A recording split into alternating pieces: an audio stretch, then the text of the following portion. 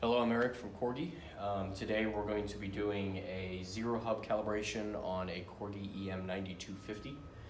In order to do this, you're going to want to have an average sized wheel with a tire mounted. No trailer wheels or anything excessively small. Keep in mind that this calibration is not something that should typically be done on your balancer unless either our service team or your local service technician has recommended you do this.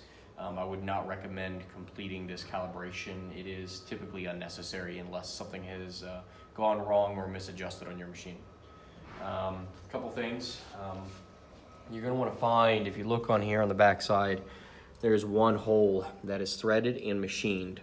Now keep in mind you do have some other holes on here, but this is the only one that's going to be threaded with a machine surface. So you want to leave that at 12 o'clock. You're going to want to find the valve stem on your tire, and we're going to go ahead and put this on the balancer with the valve stem lining up with this machine hole.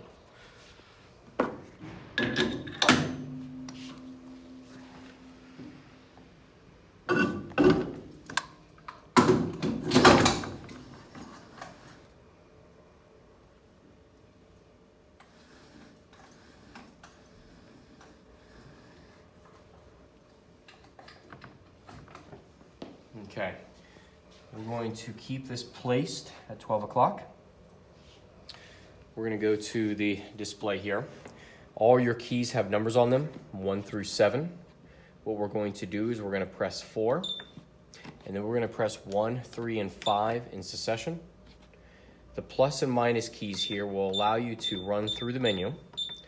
So we're going to be looking for GRP on the left and 0 to the right.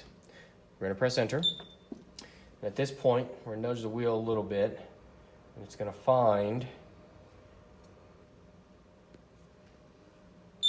there it is. If you notice, I spun it back around to the 12 o'clock position, and it gives this upside down A. It says H12.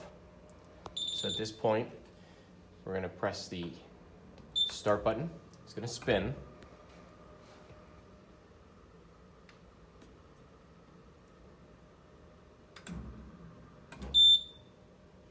And now it's actually going to beep 180 degrees out from where it was. This is where we were. Now we're going to move the machined hole back to the bottom. And now we're going to take the valve stem and locate it 180 degrees out. So now that we've got the machined hole in the bottom, we're going to loosen this a little bit.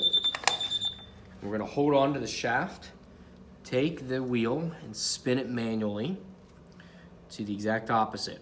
There is actually a hole inside the hub here, but it is not machined. So you can use that as a reference point. We're going to hold on to the hub and the wheel and snug it down. Now we're going to go on ahead and press start again.